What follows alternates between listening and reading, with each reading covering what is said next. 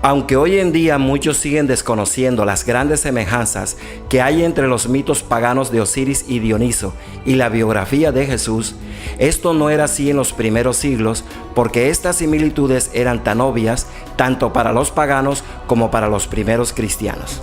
Trataré en detalle cada una de esas semejanzas, las cuales en mi opinión no son una imitación diabólica como quisieron llamarla los padres de la iglesia cristiana cuando no pudieron dar una explicación razonable a este asunto, solo porque ellos querían presentarse como los poseedores exclusivos de una nueva revelación acerca de Jesús. El gran interrogante es entonces, ¿por qué hay tantas semejanzas entre la historia del Dios hombre judío llamado Jesús con otras historias paganas que ya existían desde siglos, tales como el Dios hombre Osiris y otros más? Hagamos un recorrido por la biografía de Jesús y examinemos 8 de estas semejanzas. Primera, el Hijo de Dios. Mientras el cristianismo afirma que Jesús es el unigénito Hijo de Dios, también Osiris y Dioniso son aclamados como el Hijo de Dios. Mientras Jesús es el Hijo de Dios y es igual al Padre, Dioniso es considerado el hijo de Zeus, con toda su divina naturaleza. Si Jesús es Dios de Dios, Dioniso es Señor Dios de Dios nacido. Jesús es predicado como Dios en forma humana, así lo dice el Evangelio de Juan, y el Verbo se hizo carne. Dioniso, también conocido con el nombre de Baco, en la obra de Eurípides llamada Las Bacantes, explica que ha envuelto a su Dios hombre en una forma mortal con el fin de hacerlo manifiesto a los mortales. Dice a sus discípulos: por esto he cambiado mi forma inmortal y he tomado la semejanza del hombre. Segunda, es nacido de una virgen. Al igual que Jesús, en muchos mitos paganos, el Dios hombre nace de una madre virgen mortal. Miremos la siguiente lista. En Asia Menor, la madre de Atis, el Dios hombre, es la virgen Cibeles. En Siria, la madre virgen de Adonis se llama Mirra. En Alejandría, Eón nace de la virgen Coré. En Grecia, Dioniso nace de una virgen mortal llamada Semele, quien al desear ver a Zeus en toda su gloria, queda embarazada de forma misteriosa por obra de uno de los rayos de Zeus. También en Egipto se consideró durante miles de años que el faraón encarnaba al dios hombre Osiris. Tercera, en cuanto a la natividad. Mientras los cristianos celebran la natividad de Jesús, los iniciados en los misterios paganos celebraban el nacimiento de Dioniso, aclamándolo como el maravilloso Hijo de Dios. Sobre este tema, un clasicista moderno escribe algo que pareciera que estuviésemos leyendo la Biblia y dice así: el niño místico de Eleusis nació de una doncella. Los antiguos formularon el dogma sagrado que dice: la Virgen concebirá y dará a luz un hijo. Y de noche se anunció: porque un niño nos ha nacido, un hijo nos es dado. Se decía también que al nacer Osiris, una voz proclamó: el Señor de toda la tierra ha nacido. Recién nacido Jesús recibe la visita de los 3 sabios y de los pastores. En realidad, los evangelios llaman a los 3 sabios los magos, que en realidad eran seguidores de Mitra, el dios hombre del misterio persa. Estos vienen del oriente según la tradición cristiana y su nacimiento se celebra el 25 de diciembre, exactamente la misma fecha en que se celebra el nacimiento de Jesús. Incluso se decía que 3 pastores habían sido testigos del nacimiento de Mitra. Según dice la Biblia, Jesús nació en Belén de Judea. El nombre de Belén significa la casa del pan. San Jerónimo señala un detalle intrigante y dice: Belén se encontraba en la sombra de un bosquecillo consagrado al dios hombre mistérico Adonis, al que se le consideraba dios del trigo y que era representado por el pan. Cuarta, semejanza en los milagros. El cristiano egipcio llamado Basílides aseguraba que Jesús fue bautizado el 6 de enero, la misma fecha en la que desde hacía siglos se celebraba en Egipto el día de Osiris. Por esta tradición, muchos cristianos celebraban el 6 de enero, el día en que Jesucristo santificó el agua. Ofrecían plegarias a la medianoche del 5 de enero Y luego corrían todos con cántaros hasta un río en busca de agua, pues creían que ésta se convertía en agua santa y poseía la facultad de purificar. Por cientos de años antes de Cristo, los egipcios habían hecho exactamente lo mismo y a la misma hora. Ellos decían que en la noche del 5 de enero, las aguas del Nilo adquirían facultades milagrosas por la gracia de Osiris. Recogían agua en cántaros y la guardaban en sus casas para defenderse de todos los males. Con el dios hombre Dioniso, también creían que en la noche del 5 de enero, él transformaba milagrosamente el agua en vino. Según Plinio, en el templo de Dioniso en la isla de Andros, brotó un chorro de vino durante 7 días.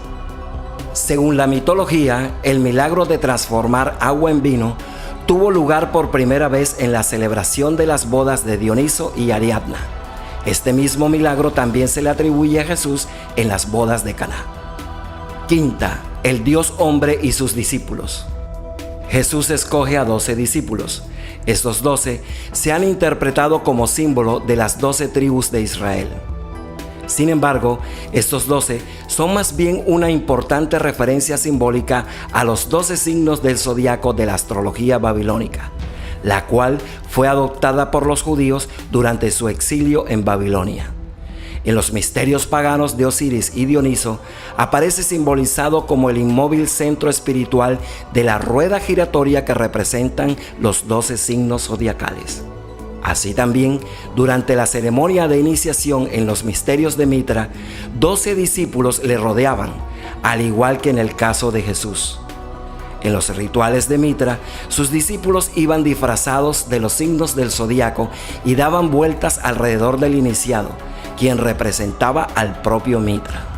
Por otra parte, vemos en los evangelios que los discípulos de Jesús no lo reconocen al principio como el Hijo de Dios.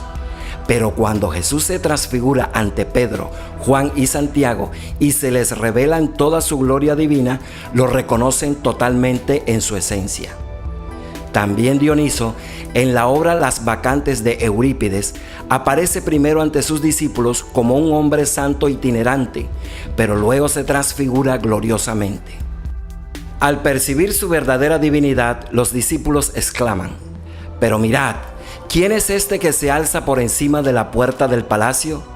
Es él, Dioniso, que ha venido en persona, ya sin disfrazarse de mortal, sino en la gloria de su divinidad». Sexta, el pan y el vino. Previo a su muerte, Jesús celebra una última cena simbólica que consiste en pan y vino. Jesús proclama: «Yo soy el pan de la vida». Y entonces durante la última cena parte el pan y se lo ofrece a sus discípulos diciendo: «Tomad y comed, este es mi cuerpo». También a Dioniso se le asociaba de forma simbólica con el pan y con el trigo, del cual se dice que de él procede. Jesús también proclama: «Yo soy la vid verdadera», y durante la última cena ofrece a sus discípulos una copa de vino y dice: «Esta es mi sangre». Así como Jesús, a Dioniso se le asociaba con la vid y el vino. Al comer y beber el pan y tomar el vino que él les ofrece, los discípulos comen y beben de forma simbólica el cuerpo y la sangre de Jesús, y de esta manera comulgan con Cristo. Esta idea de comulgar con la divinidad comiéndola es un rito tan antiguo que se encuentra en el libro de los muertos de los egipcios, en el que los difuntos se comen a los dioses y se apropian de sus poderes. El ritual de comer y beber el cuerpo y la sangre de Jesús es la Eucaristía de los cristianos católicos.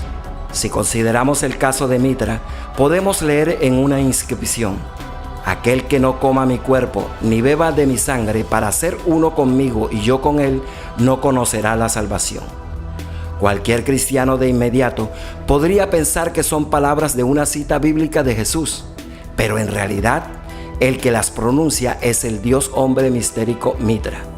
Con todo, tienen un parecido asombroso con un pasaje del Evangelio de Juan donde Jesús también anuncia: «Si no coméis la carne del Hijo del Hombre y no bebéis su sangre, no tenéis vida en vosotros. El que come mi carne y bebe mi sangre permanece en mí y yo en él». Séptima, el Cordero del Sacrificio. Así como los cristianos creen que Jesús murió por los pecados del mundo, en la antigua Grecia existía una tradición que consistía en utilizar a un determinado individuo a quien llamaban fármacos, quien hacía las veces de cordero de sacrificio. Cargaba simbólicamente con los pecados de los demás y luego era expulsado de la ciudad o ejecutado. Este sacrificio del individuo era considerado sagrado y servía para desterrar los pecados de la ciudad. Dioniso era un fármaco sagrado que, como Jesús, murió para expiar los pecados del mundo. El destino de un fármaco era ser insultado, golpeado y ejecutado. Y los caminantes que por la vía sagrada se dirigían a Eleusis para participar en el sacrificio de Dioniso también recibían golpes e insultos de unos enmascarados que los aterrorizaban. En el Evangelio de Marcos, Jesús predice su destino diciendo de sí mismo lo siguiente: y se burlarán de él, le escupirán, le azotarán y le matarán. Octava, la madre del Dios hombre. Dice también la Iglesia Católica que María, la madre de Jesús, al igual que su divino Hijo, ascendió corporalmente al cielo y se la venera como la madre de Dios.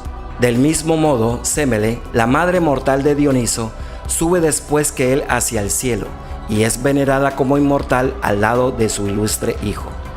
María asume en el cristianismo muchos de los papeles de la diosa de los misterios paganos llamada Gran Madre.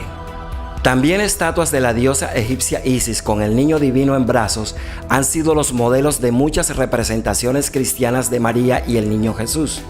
Las citadas estatuas egipcias se parecen tanto a las de María y el niño que a veces los cristianos ignoran que se trata de Isis y confundidos las han adorado. Según una antigua tradición cristiana, las tres mujeres que se llaman María, María Magdalena, la compañera de Jesús, María su madre y María la hermana de esta, fueron las primeras testigos de la resurrección. En el Evangelio de Juan, estas tres Marías aparecen al pie de la cruz. El hecho de que haya tres Marías es una indicación clara de que estamos en el territorio mitológico antiguo. La diosa triple era una figura conocida en el mundo pagano. En Eleusis aparece como Deméter, Perséfone y Hécate. También las encontramos personificadas en las tres Parcas, las tres Cátires y las tres Gracias. Al igual que Jesús, frecuentemente se asocia a Dioniso con tres seguidoras. Cuando se fundaba un nuevo santuario dedicado a él, tres sacerdotisas, es decir, las Ménades, lo visitaban para establecer el culto. Cada una de las sacerdotisas reunía uno de los tres coros de las mujeres que ayudaban a celebrar los misterios. El oinotropio eran tres discípulas de Dioniso que, según se decía, podían transformar milagrosamente el agua en vino en las fiestas del dios hombre. Entre las antiguas esculturas sagradas egipcias más comunes están las representaciones de las cuevas del pan, en las cuales Hermes, el mensajero de los dioses, lleva a tres mujeres a una cueva vacía, del mismo modo que el ángel conduce a las tres Marías a la cueva vacía que era el sepulcro de Jesús. ¿Es toda esta historia un plagio? ¿O un ir y venir de dioses hombres? Definitivamente hasta hoy es un misterio. Te invito a sacar tus propias conclusiones.